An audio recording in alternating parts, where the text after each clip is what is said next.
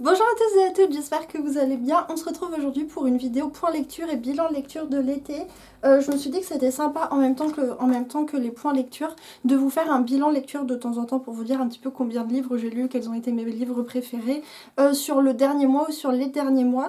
Et voilà, du coup là je voulais vous faire un bilan de l'été, enfin un bilan de juillet et de août parce que je crois que j'avais fait un bilan déjà pour le mois de juin pour l'occasion du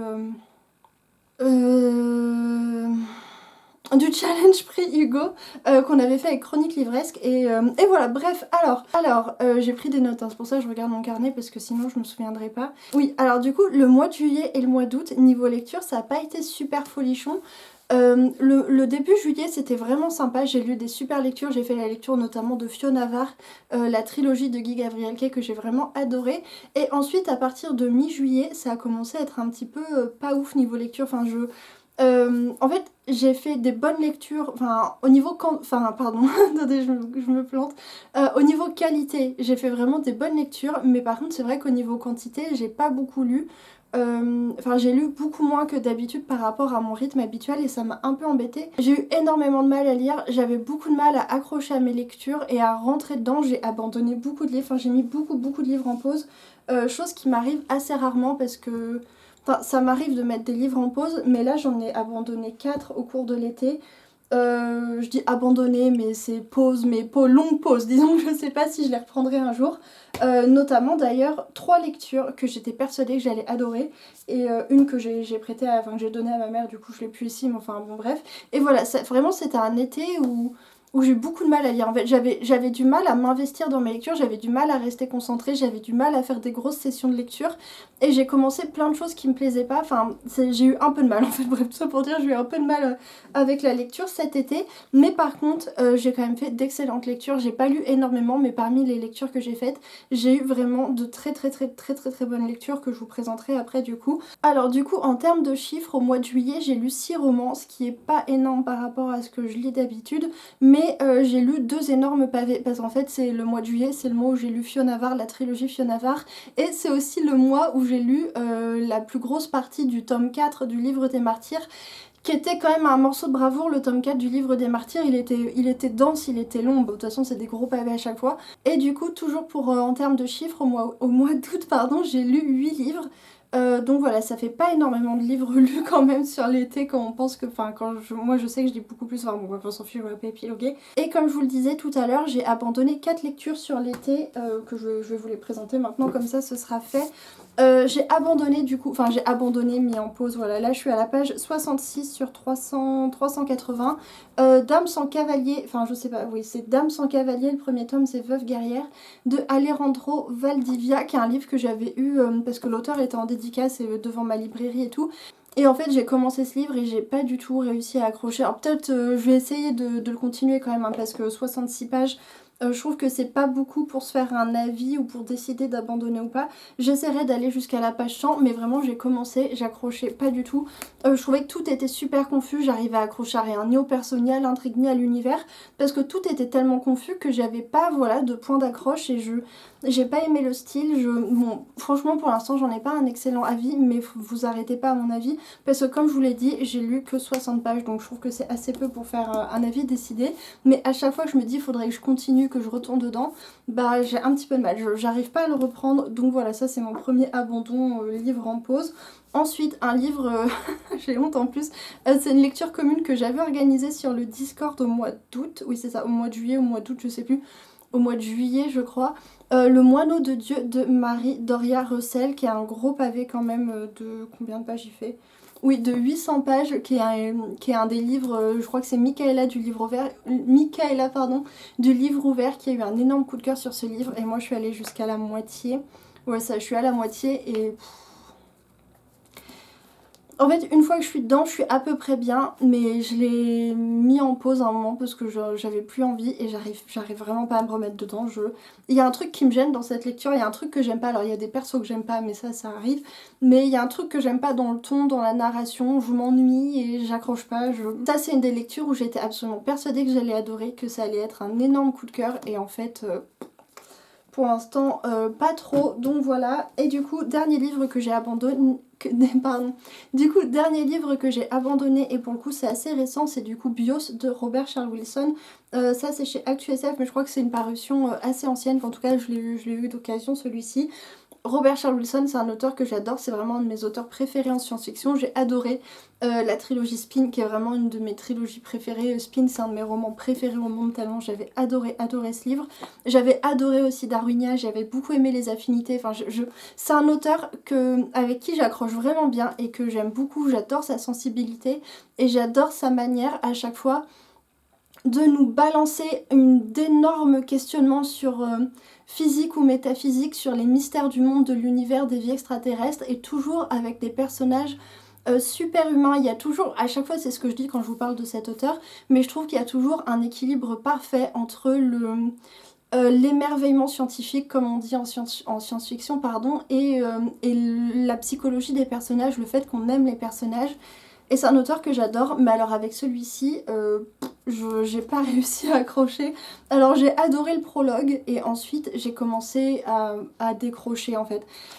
Je trouve que, je sais pas, j'ai pas réussi à rentrer dedans, je m'ennuie, je trouve que les personnages ils ont pas de charisme en fait, et je sais pas, pourtant je pensais pareil, je pensais que j'allais vraiment adorer. Il est pas très long, il fait 300 pages, et en plus c'est une mise en page, voilà, c'est assez aéré, ça va. Voilà, j'ai pas réussi trop à avancer, je suis à la page 80, donc je suis même pas au tiers du livre. Et j'y arrive pas, j'y arrive pas. Par contre, comme c'est Robert Charles Wilson, je pense que celui-ci je le reprendrai et j'essaierai d'avancer dans une période où je serai mieux, parce que voilà, je pense que comme j'avais du mal aussi avec mes lectures, j'avais du mal à me concentrer. Je pense qu'il y a sûrement certains livres qui ont un petit peu pâti de cet état général dans lequel j'étais. Parce que j'arrivais pas à lire, mais j'étais un peu déprimée aussi pendant l'été, c'était pas la grosse joie. Donc du coup je pense qu'il y a certaines lectures que j'ai abandonnées en partie pour ça. Enfin, je pense que c'est un facteur à prendre en compte dans le fait que j'ai pas terminé ou pas aimé certaines lectures. Mais voilà, bref, un peu déçue pareil de pas avoir accroché à celui-ci, j'étais persuadée que j'allais adorer. Mais voilà, je vous ai pas fait les résumés. Les deux du coup c'est de la science-fiction, et en fait on suit un groupe de personnages qui vont découvrir un signal extraterrestre qui vient du coup d'une autre planète pas très loin, qui vont décider de s'y rendre et qui vont s'y rendre, sauf qu'en fait on est sur plusieurs temporalités, et en fait il n'y a qu'une seule personne qui va revenir de cette expédition, un prêtre qui va être dans un état lamentable, qui a les mains tout abîmées, et en fait tout ce qu'on sait au début c'est qu'il est le seul survivant de l'expédition, qu'il a tué une enfant et qui s'est prostitué, et que l'expédition a super mal tourné. Et du coup avec le jeu de temporalité on remonte un petit peu au tout début de l'expédition, comment ils ont capté le signal extraterrestre, et ensuite on les suit et on déroule petit à petit l'expédition, ce qui a mal tourné.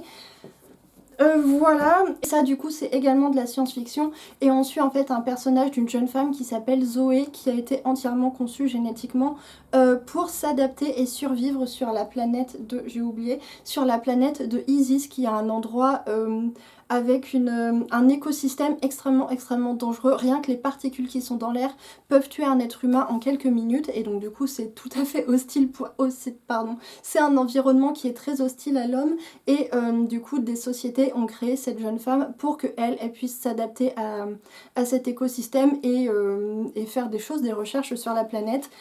Et voilà pour le début de l'histoire. Donc voilà du coup pour les lectures que j'ai abandonnées cet été, et maintenant je vais vous parler rapidement de mes meilleures lectures, parce que voilà, j'ai quand même fait d'excellentes lectures. J'ai pas les livres tout avec moi, donc je vous insérerai les images ici. J'ai adoré, d'ailleurs il y en a certaines que vous avez déjà vues dans la vidéo tier list de mes lectures de début d'année, parce que j'ai fait la vidéo vers mi-juillet et j'avais déjà fait de très bonnes lectures. J'ai adoré, vraiment mes lectures préférées de l'été c'est Fiona Var, la trilogie Fiona Var de Guy Gabrielke, dont je vous ai déjà beaucoup parlé, que j'ai vraiment adoré. J'ai aussi adoré 2 livres de chez Albin Michel Imaginaire que franchement j'adore, c'était trop bien. Sémiosis, qui est de la science-fiction et qui est franchement je crois peut-être mon roman de science-fiction préféré de l'année. C'était exceptionnel, c'était parfait, franchement c'était parfait, j'ai adoré, on traitait d'énormément de sujets de science-fiction et toujours super bien, c'était trop bien, vraiment c'était trop cool. Pareil, j'en ai déjà beaucoup parlé, là je vous fais juste très rapidement, mais je vais pas vous rentrer dans le détail. Bref, Sémiosis c'était trop cool. J'ai aussi adoré Célestopol de Emmanuel Chasteliers, Célestopol 1922 pardon, c'était une excellente lecture, un livre En fait, justement, j'avais énormément de mal à lire et j'ai commencé ce livre et j'ai été tout de suite super bien dedans. Il arrive vraiment à développer une super ambiance et j'ai adoré les personnages. Enfin, c'était vraiment un super livre. C'est un recueil de nouvelles, c'est pas tout à fait un roman, c'est assez particulier comme construction. J'ai aussi beaucoup aimé Celle qui a tous les dons de M.R. Carré, qui est un roman de science-fiction post-apo avec des zombies et c'était mais tellement génial, tellement génial. Tellement drôle et tellement touchant et avec beaucoup d'action, franchement c'était trop bien. Et une de mes lectures récentes, et donc je vais vous en parler en point lecture juste après, j'ai adoré Les Maîtres enlumineurs de Robert Jackson Bennett. En fait ce livre quand il est paru, je voyais que tout le monde le recevait, disait ouais c'est trop bien, moi j'avais la flemme de le lire parce que je trouvais que le système de magie ressemble beaucoup au système de magie, enfin c'est vraiment très semblable, pardon, au système de magie qu'on a dans... L'âme de l'empereur de Brandon Sanderson. Et comme je venais de lire L'âme de l'empereur, j'étais là, ouais, un petit peu la flemme de lire quelque chose qui ressemble. Du coup, j'ai attendu pour le lire et je l'ai demandé aux éditions Albert Michel en me disant, bon, ils vont pas me l'envoyer parce que le truc il est paru il y a déjà 50 ans et que tout le monde en a dit du bien. Et ils me l'ont envoyé quand même. Je l'ai lu et je l'avais laissé un petit peu de côté celui-ci en me disant... tout le monde en dit tellement du bien que ça va être un petit peu ma lecture valeur sûre de l'été. Le livre que je sortirai au moment de l'été où je serai pas bien, où je serai déprimée, où j'aurai envie d'une super lecture, où à un moment j'aurai du mal à lire et j'aurai besoin d'un truc où je suis sûre que je vais accrocher. Et c'était incroyable, franchement on rentre dans l'histoire mais comme on rentre dans une piscine. Non, c'est une très mauvaise métaphore. On rentre trop bien, on rentre super bien dans l'histoire, c'est génial. Il y a beaucoup d'action, l'univers est trop cool, les personnages sont géniaux, il y a de l'humour, c'était vraiment trop bien, je vous en parlerai tout à l'heure. Mais voilà, ça c'est vraiment mes lectures préférées de l'été. Et j'ai aussi fait d'autres lectures qui étaient très sympas. J'ai beaucoup aimé Polaris de chez... Polaris de Philippe Tessier, de chez... Polaris de Philippe Tessier, paru aux éditions Léa. C'était vraiment très cool, c'était court et c'était très rythmé, il se passait beaucoup de choses. C'était vraiment sympa, c'était vraiment une très bonne immersion dans le livre. Et j'ai aussi beaucoup aimé Les Voleurs de Fumée, c'est un roman de fantasy young adulte qui était pareil, très chouette, j'ai beaucoup aimé. Donc, ah non, il y a un autre livre que j'avais abandonné. Oui, alors... Oh, j'ai la flemme. Oh, est-ce que je vous en parle ou pas? Le premier tome de la trilogie Ayesha. En fait, c'est la trilogie du peuple turquoise, mais Brajlon vient de la rééditer en intégrale et l'intégrale s'appelle Ayesha. Et moi, j'ai abandonné le premier tome qui s'appelle Le peuple turquoise. Honnêtement, c'était pas mauvais. D'ailleurs, les livres que j'ai abandonnés, ils sont pas mauvais, j'ai pas aimé. Mais je sais pas. En fait, au tout début de... Alors, le résumé de la trilogie du peuple turquoise, en fait, on va suivre un homme qui se fait sauver de la noyade in extremis par une jeune femme et en fait il va découvrir que cette jeune femme c'est l'héritière du royaume des rois sorciers, quelque chose comme ça, je me souviens plus trop, et il se trouve qu'elle est en pleine galère parce qu'elle est dans un territoire ennemi et qu'il y a des gens qui essaient de la rattraper pour la tuer et en fait lui il se sent un peu redevable d'elle, lui c'est un brigand en fait, il était dans les galères pour ramer, il était en prison et tout, et bref il se retrouve avec cette jeune femme et ça le saoule un petit peu mais il décide quand même de l'aider pour pour la ramener dans son pays et qu'elle récupère son trône, et ça va être un petit peu une course poursuite avec eux, eux ils vont s'enfuir et il y a des gens qui les pourchassent. Et je sais pas, c'était pas mal, il y avait de l'action, on passait... Je sais pas, j'ai juste pas accroché. D'ailleurs, quand j'y repense, je me dis c'était vraiment pas si mal en fait. C'était un peu convenu en termes de personnages, en termes d'intrigue et en termes d'univers, des choses un petit peu déjà vues. Mais c'était quand même sympa. C'était quand même sympa. Et là, maintenant que je vous en parle, je me dis peut-être je devrais l'avancer ou le terminer. Terminer le premier tome pour voir. Parce qu'il paraît que c'est quand même pas mal. Mais je sais pas, j'ai abandonné. Peut-être c'était juste pas le bon moment. Mais je sais pas. En fait, à un moment, je me suis rendu compte pendant ma lecture que je le lisais, mais que ça m'intéressait pas beaucoup finalement, que j'étais vraiment pas investie dans l'histoire et du coup je m'ennuyais un petit peu parce que même s'il se passait des choses, qui avaient beaucoup d'action, des rebondissements et tout, bah j'étais pas investie et je me sentais pas concernée en fait par ce qui se passait, donc voilà, je sais pas, parfois ça arrive, le livre est bien et tout, il y a tous les bons ingrédients mais juste avec nous la maillot prend pas, donc voilà, je sais pas, bref. Voilà du coup pour le bilan, j'ai un petit peu digressé mais voilà du coup pour mes lectures préférées de l'été et les abandons malheureusement que j'ai fait cet été. Et maintenant la vidéo va être super longue, oh là là. Du coup maintenant on passe au point lecture parce que j'ai 3 livres dont je voudrais vous parler. Attendez, 3 livres? Qu'est-ce que je dis moi? Ouais, si, c'est ça, 3 livres dont je voudrais vous parler.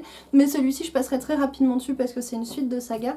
Alors, du coup, je voulais vous parler de Lavinia de Ursula Le Guin, qui est un roman que j'ai lu. En fait, à la base, c'est des livres que je vous avais présentés dans un vlog, mais j'ai eu la grosse flemme de continuer le vlog. En fait, j'avais pas envie de filmer, j'avais pas envie de lire.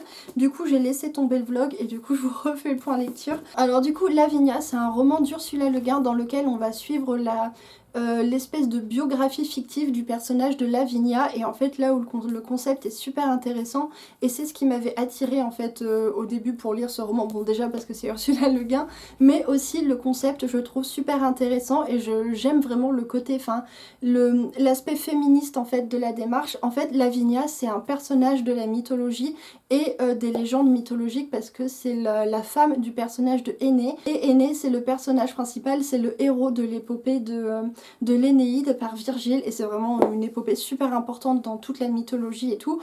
Énée c'est un héros qui était du côté des Troyens, c'était un des cousins de Hector et comment il s'appelait l'autre là, le... Paris, pardon, oui c'est ça. C'était un des cousins de Hector et Paris, et du coup son père c'était le frère du roi Priam, et du coup il s'est battu du côté des Troyens pendant la guerre de Troie, et au moment où Troie a été assiégée, détruite, il a réussi à s'enfuir avec une partie de son peuple et à gagner, enfin bref, ils ont un petit peu voyagé, d'ailleurs c'est tout le propos de l'Énéide. Et là où Énée est un personnage très important, c'est qu'en fait Énée est un personnage qui est nécessaire dans toute l'histoire de la fondation de la ville de Rome, et donc du coup voilà, c'est un personnage important. Et il se trouve que dans l'Énéide, Lavinia, du coup sa femme, n'apparaît pas, enfin en fait elle apparaît mais elle ne parle pas une seule fois, c'est un personnage fantôme en fait, c'est un personnage qui existe à travers un rôle en fait, c'est la femme de Énée et c'est la fille du roi de Latium, et donc du coup c'est un personnage qui est totalement transparent, qui n'a pas sa place dans l'histoire, alors que c'est quand même une des personnes à l'origine de la fondation de Rome, et voilà, c'est quand même un personnage mythologique important mais qui est totalement absent finalement de la légende. Et ce qu'a voulu faire Ursula Le Guin, c'est lui redonner une place, lui redonner la parole en fait. Dans l'Énéide, Virgile ne la cite qu'une fois, jamais il ne lui donne la parole. C'est la voix de Lavinia, fille du roi du Latium, que nous fait entendre Ursula Le Guin. Et c'est ça que j'ai trouvé génial, c'est ça que j'ai adoré dans la démarche et dans le concept du roman, c'est que ce personnage qui existe, qui a une vie propre de personnage et dans la légende, dans la mythologie et tout, et qui pourtant n'existe pas, dont on sait quasiment rien à part qu'elle est la fille d'eux et la femme d'eux, et de lui redonner sa place en fait, de lui redonner la parole. Et j'ai vraiment adoré le concept, j'ai trouvé que c'était super intéressant, et rien que ça m'a beaucoup plu, rien que le concept du livre en fait ça faisait que je l'aimais beaucoup. Donc voilà, bref, du coup c'est un roman dans lequel Lavinia va nous faire sa biographie, elle va raconter sa vie, son enfance, son adolescence en tant que fille du roi de Latium, donc c'est une jeune femme qui a des responsabilités dans les rituels religieux, qui est assez importante parce que du coup c'est la fille du roi, donc forcément elle a un statut particulier, et du coup voilà, on va la voir un petit peu grandir. En fait elle raconte sa vie de son enfance jusqu'à l'âge adulte et même jusqu'à sa vieillesse, et c'était vraiment super intéressant. J'ai adoré en fait tout le contexte mythologie, antiquité, quand elle parle des rituels religieux, pardon, de leurs croyances, quand elle parle du quotidien, de comment ils s'occupent d'administrer et de gouverner le royaume, les relations de paix, de guerre avec les royaumes qui sont à côté d'eux. Plein de choses, plein de détails en fait du quotidien et du contexte, en fait j'ai vraiment adoré. Après j'aime beaucoup la mythologie et tout ce qui est... D'ailleurs j'avais pas mal aimé dans le genre aussi, j'avais bien aimé Mémoire d'Agrippine de Pierre Grimald, qui est un peu le même délire de biographie fictive d'un personnage, et c'était assez cool. Pareil parce que j'aime bien le contexte de l'Antiquité et tout, je sais plus ce que je disais, mais voilà, j'ai beaucoup aimé le contexte de l'Antiquité, j'ai beaucoup aimé l'aspect en fait mythologie et en même temps un petit peu historique, parce qu'on n'est pas dans... En fait on est dans de la fantaisie, mais c'est pas de la fantaisie, je sais pas comment expliquer, c'est un petit peu un récit qui s'imbrique dans la mythologie déjà existante de Virgile, et j'ai trouvé que c'était super intéressant, notamment parce que, et c'était, il y a plein de choses, c'est un livre qui est assez dense en fait, l'histoire est simple mais c'est un livre qui pose plein de questions. J'ai adoré en fait le fait que Lavinia et Ursula Le Guin, parce que Ursula Le Guin aussi, dialogue avec l'œuvre de Virgile en fait, avec la mythologie, avec l'Énéide, et que Virgile, parce que le poète Virgile apparaît dans le texte, voilà, qu'il y a un vrai dialogue en fait, et quand je dis un vrai dialogue c'est au sens propre, que Lavinia communique avec Virgile, ce poète en fait qui l'a créé et qui en même temps l'a effacé, et je trouve ça, enfin, ça a posé plein de questions, c'est un livre en fait qui pose plein de questions et qui propose plein de réflexions que j'ai trouvé super intéressantes et super bien amenées sur la littérature, sur le personnage, sur l'existence du personnage et la vie du personnage au niveau de son existence en fait, de est-ce que le personnage c'est que un être de papier, de légende et tout, et ça posait plein de questions et plein d'autres questions très variées sur la littérature, sur la place de la littérature, sur la mémoire de la littérature, enfin plein de choses. Et ce que j'ai adoré aussi, c'est que comme c'est super bien fait, c'est fait avec beaucoup d'intelligence en fait de la part de l'autrice, enfin en tout cas je trouve, c'est que du coup toutes les réflexions qu'on a sur la littérature, elles dépassent le cadre de la littérature, elles dépassent le cadre du livre, et ça devient presque des questions plus d'ordre philosophique sur l'existence en fait. Et j'ai trouvé que c'était super bien fait et qu'il y avait des moments où c'était assez vertigineux quand on poussait la réflexion un petit peu ou qu'on se prêtait au jeu que nous proposait de réfléchir Ursula Le Guin. Il y a des moments ça m'a même un petit peu fait penser à Matrix pour le côté, enfin je vais pas vous dire mais voilà, ça m'a un petit peu fait penser à Matrix et c'était super intéressant. Voilà, il y avait beaucoup de réflexions sur la littérature, beaucoup aussi de réflexions sur le pouvoir et la société, parce qu'en fait du coup comme c'est une jeune femme qui est la fille du roi et qui a des devoirs particuliers. En fait, c'est une jeune femme qui veut à la fois être libre, mais qui veut également servir son peuple et accomplir son destin. Ça va poser plein de questions sur la nature de l'organisation, enfin sur l'organisation sociale, sur le pouvoir, sur la nature du pouvoir, sur comment exercer le pouvoir et la justice. Enfin bref, c'était assez intéressant. J'ai trouvé que, voilà, comme je vous le disais, l'histoire est assez simple parce que finalement c'est juste l'histoire de cette femme. Il lui arrive des choses, mais c'est pas des aventures, des rebondissements, des péripéties. L'intrigue est pas incroyable, mais par contre, au niveau des réflexions qui sont proposées, je l'ai trouvé très riche et c'était vraiment plutôt bien fait parce que c'était riche sans être lourd en fait. En fait, à chaque fois, Ursula Le Guin nous laisse le choix de est-ce qu'on veut se lancer dans cette réflexion, est-ce qu'on veut voilà suivre et pousser cette réflexion qu'elle nous propose, ou alors si on n'a pas envie de se prendre la tête, et ben juste on poursuit le récit et on continue l'histoire de ce personnage parce que juste sa vie c'est intéressante parce que le contexte déjà est intéressant. Je sais pas, j'espère que je suis claire. Je suis vraiment désolée, la luminosité est vraiment catastrophique, je sais pas comment faire. Bon, c'est pas, on va faire avec. Mais voilà, du coup je vous disais, j'ai vraiment beaucoup aimé ce récit. J'aime beaucoup déjà de base tout ce qui touche à l'Antiquité. Voilà, j'adore ce contexte, donc ça me fait très plaisir de me plonger là-dedans et je trouvais qu'il y avait plein de choses intéressantes. Donc voilà pour cette lecture. Je sais que l'Olifant aussi l'a lu, donc j'ai hâte de voir sa chronique pour voir ce qu'elle en a pensé et voilà. Et ensuite du coup le deuxième livre dont je voulais vous parler, c'est donc Les Maîtres enlumineurs de Robert Jackson Bennett, qui est le premier tome d'une trilogie et que j'ai vraiment adoré. Je vais essayer de pas être trop longue sur ce livre parce que vous l'avez déjà sûrement beaucoup vu passer et voilà, je pense que tous les avis se ressemblent. C'était vraiment excellent, c'était vraiment trop bien. C'était vraiment une lecture mais tellement agréable, tellement facile, tellement divertissante. J'avais un petit peu peur que le système de magie soit difficile à prendre en main et en fait, mais pas du tout.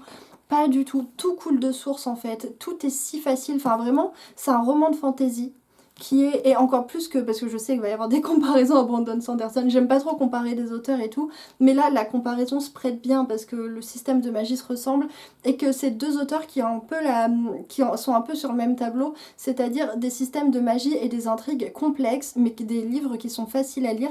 Bah là j'ai trouvé que c'était encore plus facile à lire que Brandon Sanderson, encore plus accessible, encore plus fluide. Alors du coup pour l'histoire on va suivre une jeune femme qui s'appelle Cynthia, qui est voleuse, qui a un talent assez particulier. En fait elle a une espèce de talent mais qui lui fait pas forcément que du bien, qui lui permet en fait de se connecter avec les objets et de lire un petit peu comme dans, comment ça s'appelle, dans La Passe Miroir, le personnage d'Ophélie. Quand elle touche un objet, elle peut lire l'objet en fait, elle peut savoir ce que veut l'objet, sa fonction, ce qu'il a vécu, etc. Elle a un petit peu ce talent là et donc du coup ça lui sert forcément énormément quand elle va faire des cambriolages. Un jour elle va être envoyée sur un cambriolage. Elle doit voler un objet assez particulier, très étrange, elle va le voler, sauf que bon là ça va être le début des embrouilles parce qu'elle va voler quelque chose de très particulier, un artefact très puissant, très mystérieux que les gens vont essayer de retrouver à tout prix. Donc elle va se retrouver pourchassée dans toute la cité et elle va devoir se faire des amis parce que sinon elle va se faire un petit peu dégommé et en fait ce vol, l'objet qu'elle a volé, ça va être un petit peu la clé de voûte pour comprendre tout cet univers que l'auteur a créé. Et en fait c'est un univers où le système de magie repose sur l'enluminure et l'enluminure c'est la capacité à graver des sceaux sur un objet pour que l'objet fasse des choses qu'il n'est pas censé faire, par exemple des roues qui tournent à l'infini ou des objets qui volent. Et voilà, du coup tout le système de magie repose sur ce procédé de l'enluminure et également tout le commerce de la ville de cet univers repose là-dessus puisqu'il y a des guildes marchandes qui se sont spécialisées dans l'enluminure et ces maisons se font la guerre parce que parfois une enluminure va prendre le pas sur une autre, etc. Enfin c'était super chouette. L'univers est vraiment super intéressant, passionnant et très riche tout en étant super accessible parce que vraiment on a les éléments qui arrivent pas tout en même temps et c'est vraiment génial à découvrir. L'univers était l'univers était top, le système de magie était top et vraiment quand on lit le livre on a juste envie d'en savoir plus. L'autre point fort du coup du livre c'est vraiment les personnages qui sont... On a vraiment une galerie de personnages que j'ai tous trouvé super agréable à suivre. On a des méchants qui sont assez bien dessinés. J'ai trouvé que les méchants étaient intéressants, c'était pas des méchants fantoches en fait. J'ai trouvé que c'était... ils avaient des raisons d'être comme ils sont et c'était des personnages qui étaient super bien construits. Et du côté des gentils, on a aussi des personnages super intéressants, des personnages qui... Bon voilà, ils sont gentils mais en même temps pas trop et notre personnage principal est hyper attachante. Donc voilà, que ce soit l'univers, l'intrigue, les personnages, j'ai trouvé que tout était vraiment trop bien en fait, que c'était riche et que c'était bien fait et que ça donnait juste envie d'en savoir plus. C'est vraiment une lecture super immersive, un livre qu'on dévore en quelques jours. Donc voilà, je m'arrête là pour les mettre en lumineur parce que je crois que la vidéo va déjà être un petit peu longue. Je voulais vous dire quelques mots du coup du tome 4 de Codex Alera, La Furie du Capitaine de Jim Butcher. C'est une série en 6 tomes, du coup il me reste plus que 2 tomes à lire. J'ai le tome 5 à la maison et j'attends le tome 6 parce que j'aimerais bien la terminer pendant l'automne. Vous savez, c'est vraiment ma série, un petit peu, pas ma révélation, mais comment dire, c'est vraiment la saga qui m'a... une des sagas, parce que c'est vrai que les mettre en lumineur a mis la barre haut aussi, mais c'est vraiment une des sagas qui m'a donné le plus de plaisir de lecture cette année parce que j'aime trop l'univers, j'aime trop les personnages, j'aime trop cette histoire, j'adore me plonger dedans à chaque fois, retrouver les personnages et savoir déjà un petit peu à l'avance où ça va aboutir, mais on veut savoir, on veut voir et les personnages sont tellement attachants que c'est toujours un plaisir de les retrouver. Quelque chose que j'aime, je refais pas le résumé parce que j'en ai déjà parlé beaucoup de cette saga. Quelque chose que j'adore dans cette saga, c'est qu'on voit grandir le héros. C'est-à-dire que dans les 2 premiers tomes, Tavis c'est un jeune garçon, c'est un adolescent, et en fait à chaque tome il va monter en grade en fait. À chaque tome il va grandir déjà parce qu'il prend de l'âge, mais aussi il va, monter en grade et il va devenir de plus en plus fort en fait en quelque sorte et c'est vraiment super de voir son évolution. J'ai passé un très bon moment avec ce tome 4 même si c'est pas mon préféré. J'ai trouvé qu'il y avait des petites longueurs, enfin pas des petites longueurs mais voilà, enfin j'en ai parlé avec ma mère, oui parce que du coup à force que je lui parle du tome 1 en fait, de lui dire de commencer la saga, elle a commencé la saga et elle s'est bouffé les 4 premiers tomes en 2 semaines, elle a vraiment, elle a accroché, je pense, je pense qu'on peut dire qu'elle a plutôt bien aimé et on a terminé le tome 4 quasiment en même temps et je crois qu'elle a déjà terminé le tome 5. Voilà, bref, du coup j'en parlais avec ma maman et on disait que c'est vrai que sur les scènes de bagarre, de combat, de bataille, c'est parfois un petit peu long parce qu'en fait l'auteur, voilà, c'est Nanin, il est expert en arts martiaux, dompteur de chevaux, cascadeur et screamer et donc du coup c'est vrai qu'il a tendance à bien vouloir décrire les scènes de combat quand ça soit grande bataille ou combat plus entre 2 personnes et bon parfois c'est un petit peu long parce que lui je pense qu'il visualise parfaitement sa scène quand il l'écrit mais moi je suis pas escrimeuse je suis pas escrimeuse et je fais pas d'arts martiaux donc c'est des scènes que je visualise moins bien et que je trouve parfois un petit peu longues mais voilà franchement c'est vraiment bon il y a d'autres défauts et je vous en ai déjà parlé, je pense qu'on accroche ou on n'accroche pas. C'est vrai que c'est assez particulier dans le sens où il y a beaucoup d'action et que on n'est pas sur une intrigue excessivement riche. Enfin, c'est assez simple en fait. C'est un livre qui, je pense certains vont lui reprocher d'être simpliste, mais moi je trouve que c'est juste un livre qui fait plaisir justement parce qu'il se prend pas la tête. C'est vraiment un livre qui se prend pas la tête et qui du coup nous prend pas la tête et je trouve que c'est vraiment un plaisir à lire. Moi j'adore me plonger là-dedans, c'est vraiment la lecture doudou, réconfort que je me garde de côté parce que je sais que je vais être bien dedans. Et parfois ça fait du bien de lire un livre qui nous prend pas du tout la tête et qui nous propose juste un très bon divertissement. Et à chaque fois c'est ce que j'ai avec Codex Alera.